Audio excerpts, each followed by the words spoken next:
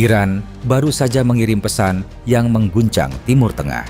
Teheran menegaskan bahwa Selat Hormuz berada di bawah kendali Iran, bukan di bawah komando Amerika Serikat maupun CENTCOM. Pernyataan itu tidak berhenti sebagai retorika. Setelah blokade terhadap pelabuhan-pelabuhan Angkatan Laut Iran dicabut, ekspor minyak negara itu melonjak hingga lebih dari 40 juta barel, menandakan aktivitas energi kembali mengalir melalui jalur yang diklaim berada dalam pengawasannya. Bagi Iran, ini bukan sekadar soal kapal yang keluar masuk selat. Ini adalah pesan bahwa mereka tetap memiliki pengaruh atas salah satu jalur energi paling strategis di dunia. Jika posisi tersebut benar-benar berhasil dipertahankan, yang berubah bukan hanya arus perdagangan minyak global, tetapi juga keseimbangan kekuatan di Timur Tengah.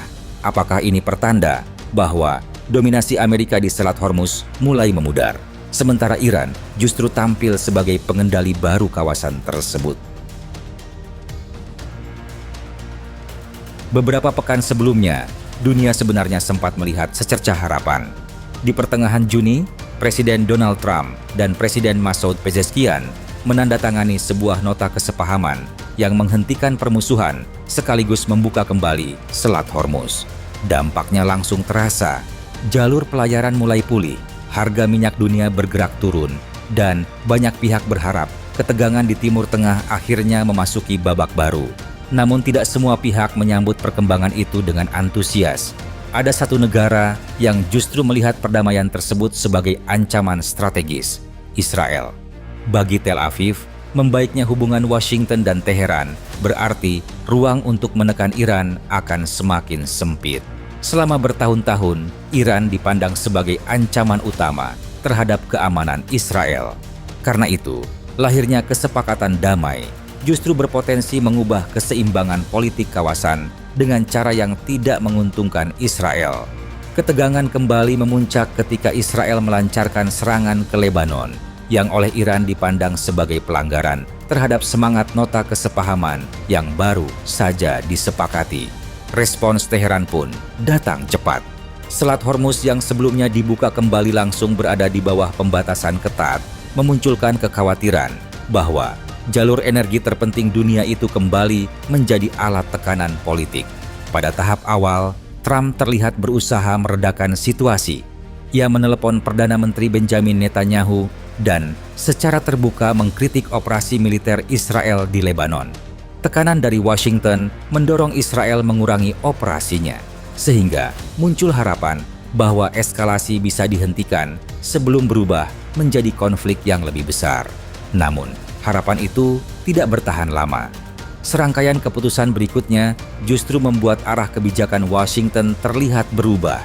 Ketika Amerika kembali meningkatkan tekanan militer terhadap Iran, suasana yang sempat mengarah pada deeskalasi kembali berbalik menjadi konfrontasi.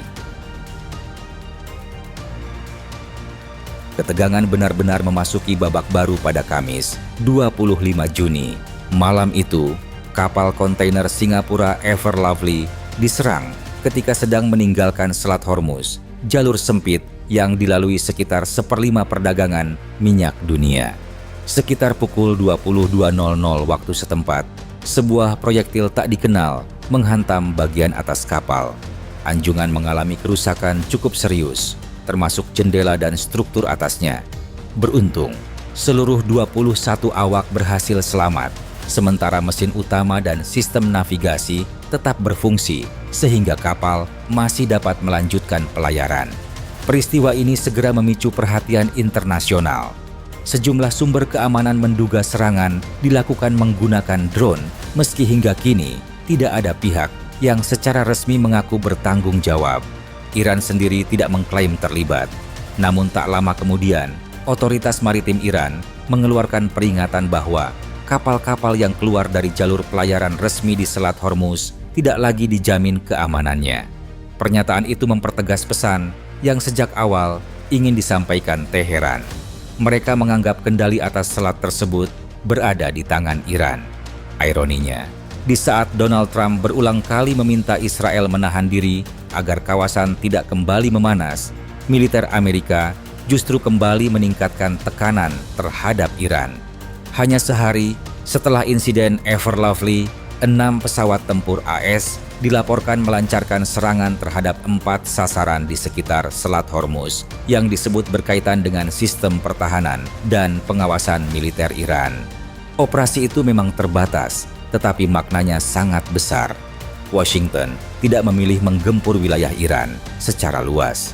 Sasaran difokuskan pada infrastruktur yang diyakini mendukung kemampuan Iran mengawasi dan mengendalikan jalur pelayaran di Hormuz. Strateginya terlihat jelas, menekan posisi Iran tanpa langsung memicu perang terbuka. Namun, di kawasan sepeka Hormuz, ruang untuk salah perhitungan sangatlah sempit. Satu serangan dapat memicu kepanikan pelayaran, mengerek harga minyak, dan memaksa negara-negara Teluk meningkatkan kesiagaan militernya. Kekhawatiran itu terbukti hanya berselang sehari. Pada Sabtu, 27 Juni, Amerika Serikat menyatakan telah mendeteksi sejumlah drone setelah Iran mengumumkan serangan terhadap target-target militer Amerika di Timur Tengah.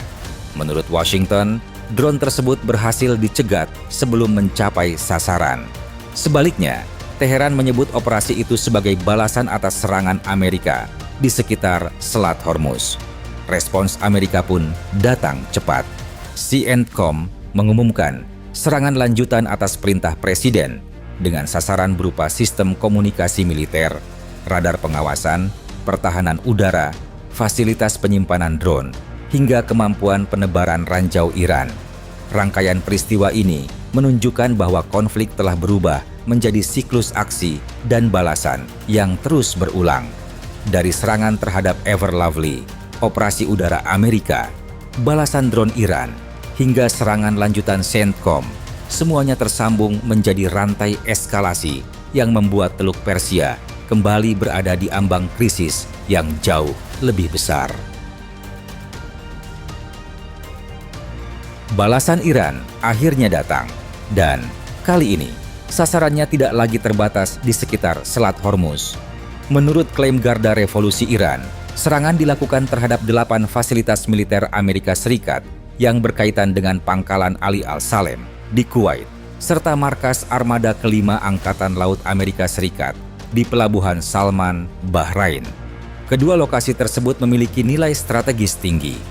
Kuwait menjadi salah satu pusat operasi militer Amerika di kawasan Teluk, sedangkan Bahrain selama puluhan tahun berfungsi sebagai markas armada kelima yang mengawasi lalu lintas maritim di kawasan. Iran menyebut operasi itu menggunakan kombinasi rudal dan drone sebagai balasan atas serangan udara Amerika terhadap target-target Iran di sekitar Hormuz. Bagi Teheran, pesannya sederhana. Tekanan dari Washington tidak akan dibiarkan tanpa jawaban. Sementara bagi Amerika dan negara-negara Teluk, serangan ini menunjukkan bahwa fasilitas militer mereka kini berada dalam jangkauan langsung Iran. Dampaknya segera terasa. Tingkat kewaspadaan militer di kawasan meningkat, jalur energi kembali dibayangi ketidakpastian, dan harapan mempertahankan gencatan senjata semakin menipis. Konflik pun tidak lagi berpusat di Selat Hormuz, melainkan mulai merambat ke jaringan pangkalan Amerika yang menjadi tulang punggung kehadiran Washington di kawasan Teluk. Konflik yang berlangsung di sekitar Selat Hormuz langsung memengaruhi pasar energi global. Memasuki hari keempat bentrokan antara Amerika Serikat dan Iran, harga minyak dunia kembali bergerak naik. Minyak Brent menguat sekitar 0,9% menjadi 72,20 dolar Amerika Serikat per barel. Sementara minyak mentah West Texas Intermediate naik 1,3% ke level 70,09 dolar Amerika Serikat per barel. Kenaikannya memang belum drastis, tetapi cukup menunjukkan bahwa pasar mulai memasukkan risiko gangguan pasokan dari jalur energi terpenting di dunia. Padahal, beberapa hari sebelumnya, optimisme sempat muncul setelah gencatan senjata 60 hari diumumkan.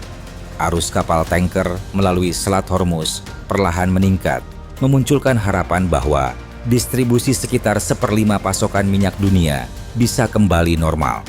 Namun, harapan itu tidak bertahan lama. Serangan terhadap kapal Ever Lovely serta meningkatnya aktivitas militer di sekitar selat membuat banyak perusahaan pelayaran kembali berhati-hati. Sejumlah kapal bahkan memilih mengambil jalur yang lebih dekat ke pesisir Oman demi mengurangi risiko. Selama ketegangan belum mereda dan fasilitas energi belum sepenuhnya pulih, harga minyak diperkirakan akan tetap bergerak sensitif terhadap setiap perkembangan di kawasan. Di tengah meningkatnya eskalasi, Washington kembali mencoba membuka ruang deeskalasi. Seorang pejabat pemerintahan Trump menyebut Amerika Serikat dan Iran sepakat menghentikan aksi militer untuk sementara setelah beberapa hari saling menyerang di sekitar Selat Hormuz. Jika jeda ini benar-benar bertahan, lalu lintas kapal diharapkan dapat kembali berjalan lebih normal.